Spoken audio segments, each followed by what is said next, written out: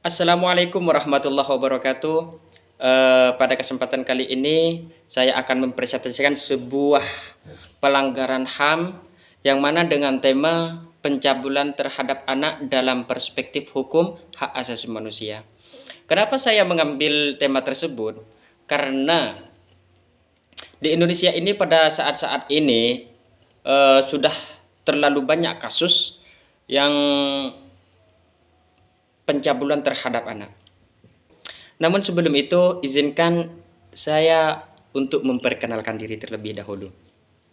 Baik, perkenalkan nama saya Wahyudi. Saya dari Fakultas Hukum UTM Universitas Trunojoyo Madura dari kelas E dengan NIM 2001111000267.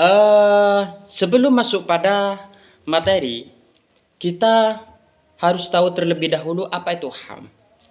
HAM itu menurut John Locke ialah hak-hak yang secara langsung diberikan Tuhan Yang Maha Esa kepada tiap-tiap manusia sebagai hak kodrati.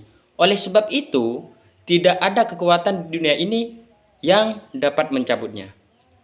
Nah, ketika sudah tahu kita itu HAM itu apa, maka ketika kita berbicara hak, maka di situ pasti ada kewajiban. Karena apa? Karena jika kita berbicara kewajiban, di situ ada kewajiban.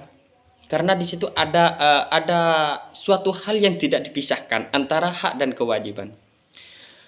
Untuk lebih menyingkat waktu, langsung saja masuk pada terhadap materi, yaitu pencabulan terhadap anak dalam perspektif hukum hak asasi manusia. Pencabulan merupakan perbuatan yang tidak senonoh dalam bidang seksual, seperti perbuatan meraba-raba kemaluan yang dilakukan di muka umum yang menimbulkan rangsang birahi. Korban dari pencabulan seringkali adalah anak, karena tidak berdaya dan dimanfaatkan pelaku untuk stimulasi seksual, sehingga mengakibatkan kondisi psikologis anak maupun perkembangan lainnya terganggu. Maka perlu adanya perlindungan hukum yang mengaturnya. Tindak pidana pencabulan terhadap anak menganut asas lex specialis derogat lex generalis. Sistem peradilan pidana, criminal justice system.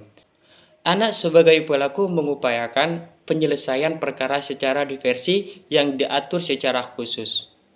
Segala macam tindakan, diskriminasi maupun lainnya yang merupakan bentuk dari pelanggaran HAM tidak boleh diabaikan. Dapat dilakukan melalui instrumen internasional HAM dan instrumen hukum nasional. Berdasarkan pasal 1 ayat 3 Undang-Undang Negara Republik Indonesia tahun 1945, bahwa negara Republik Indonesia merupakan negara yang berdasarkan hukum dengan berlandaskan Pancasila dan Undang-Undang Dasar 1945. Sebagai negara yang Pancasilais serta menjunjung tinggi nilai-nilai kebangsaan dan kemanusiaan, Indonesia memiliki banyak peraturan yang secara tegas memberikan upaya perlindungan anak. Kekerasan seksual. Kekerasan jenis ini terjadi jika ada aktivitas seksual yang dilakukan oleh orang dewasa terhadap seorang anak. Dalam tindak pidana pencabulan terhadap anak berlaku asas lex specialis derogat lex generalis, yang mana artinya Kitab Undang-Undang Hukum Pidana KUHP sebagai hukum yang bersifat umum dapat dikesampingkan dalam hukum yang bersifat khusus.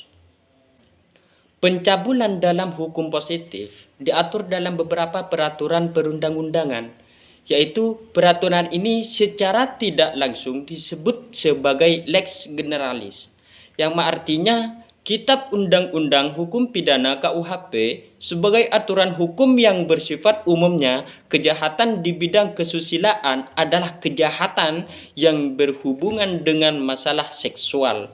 Pencabulan dikategorikan sebagai kejahatan terhadap kesusilaan yang diatur dalam buku 2 bab 14 pasal 289 sampai dengan pasal 296 KUHP. Yang mana diantaranya yaitu yang mana diantaranya yaitu pasal 289, kejahatan perkosaan, berbuat cabul atau berbuat yang menyerang kehormatan kesusilaan. Sedangkan pasal 296, kejahatan pemudahan, berbuat cabul sebagai mata pencaharian atau kebiasaan. Pencabulan terhadap anak kerap kali berhubungan dengan pasal 287 ayat 1 KUHP mengatur tentang persetubuhan.